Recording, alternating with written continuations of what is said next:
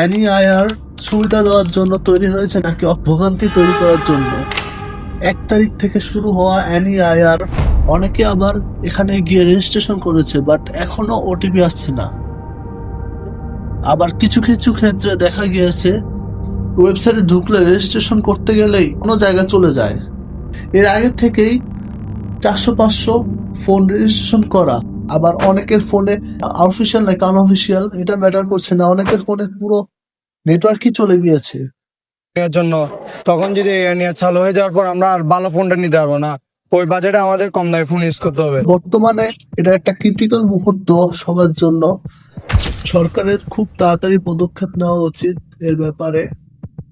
NEIR আমাদের জন্য ভালো করতে গিয়ে পুরো সিস্টেমটাই উল্টাপাল্টা করে ফেলেছে। অনেক দোকানদারের বেচা কিনাই বন্ধ হয়ে গেছে এর জন্য।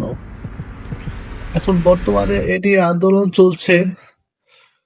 এখন এনইআইআর এর সম্পর্কে আপনাদের মতামত কি? সবাই অবশ্যই কমেন্ট করে জানাবেন।